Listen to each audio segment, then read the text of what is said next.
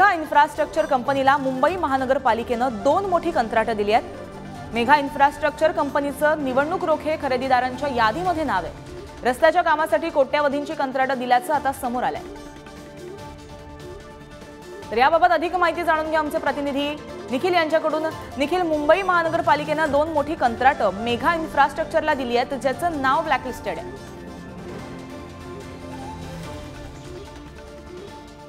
नक्कीच आपण पाहायचं झालं तर काही दिवसापूर्वी जी यादी या ठिकाणी जाहीर झाली त्यामध्ये म्हणजे निवडणूक रोख्यांच्या खरेदीमध्ये जी नावं येतात म्हणजे मेगा इन्फ्रास्ट्रक्चर, तर हेच जे नाव आहे ज्यामधील मुंबईतील 2 महत्त्वाचे मोठे कॉन्ट्रॅक्ट आहेत ते या कंपनीला देण्यात आलेले होते। रस्त्यांची मोठी कामं असतील, त्यासोबतच जे टनलचं काम सुरू होणार आहे, या टनलचं काम आहे याचं देखील काम हे देण्यात आलेलं होतं। अशी जी 2 नावं आहेत ती यामध्ये पुढे आलेली आहेत। म्हणायचं झालं तर पालिकेने ऑगस्ट 2022 मध्ये 6000 कोटींच्या कामासाठी ही जी निविदा प्रक्रिया आहे ती राबवण्यात आलेली होती। ही निविदा प्रक्रिया मध्ये देखील या कंपनीचं नाव होतं।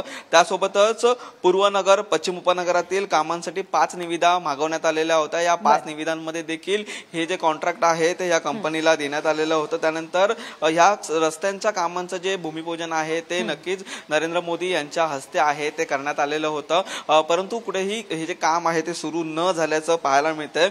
पश्चिम उपनगर मंडळामधील एकूण 1731 कोटी रुपयांची जी कामं आहेत ती मेगा इंजिनिअरिंगला देण्यात आलेली होती। तर हेच नाव आहे जे आता पुढे येत आहे आणि याच नावाची जी आता चर्चा आहे ती आपल्याला अनेक व्यासपीठावरून देखील पाहायला मिळते। जी, याचे नेमके काय पडसाद उमटतात निखिल पाहणं महत्त्वाचं ठरेल। तत्पूर्वी धन्यवाद तुम्ही दिलेल्या माहितीसाठी।